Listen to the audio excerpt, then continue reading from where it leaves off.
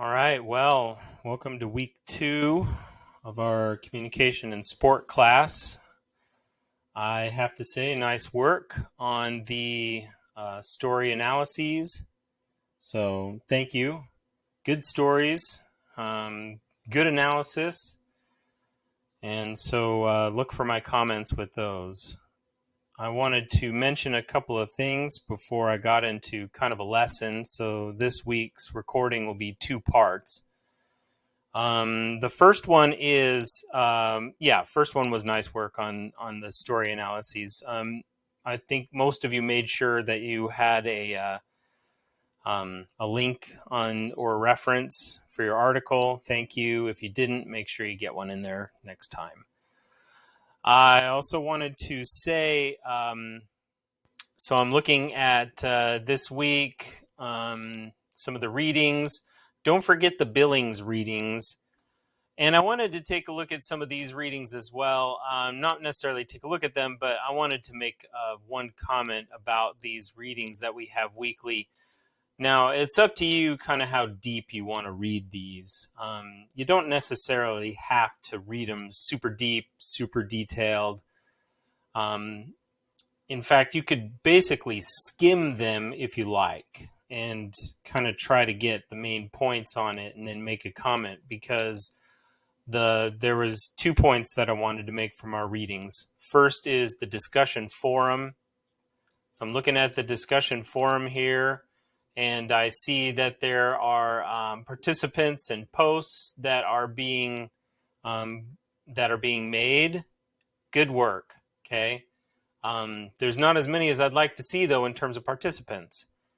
I can't emphasize this enough that the discussion board is 100 points, and in this course, that's a large part of the grade for this summer course.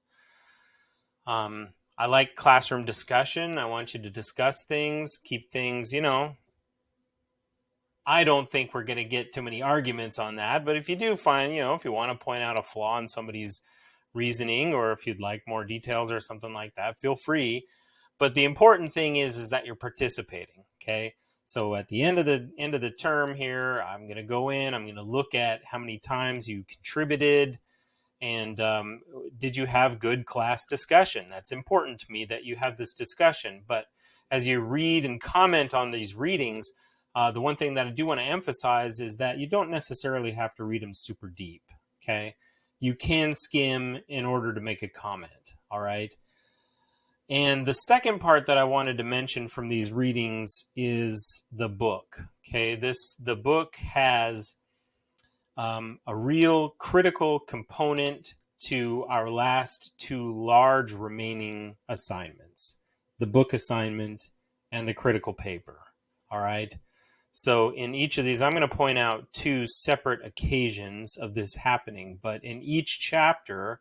So if I take a look here at the PDF, this is in chapter 3 of the Billings, Butterworth, and Terman book. They have some of these theory boxes, which are really nice, because in this class, we're going to have a small research project, which means you need to have some sort of media and communication theory that you use as a basis for examining something in media and sports, however you want to do it.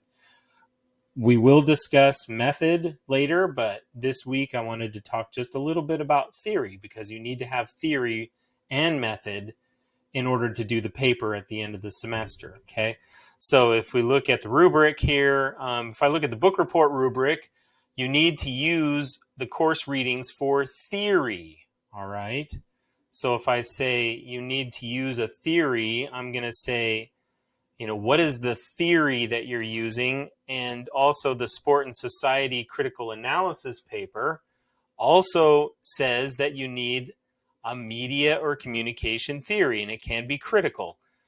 We haven't talked about that a whole heck of a lot, but a critical theory is generally along the lines of race, gender, and commodification, some sort of thing where we talk about maybe in inequality or power relation. And as we look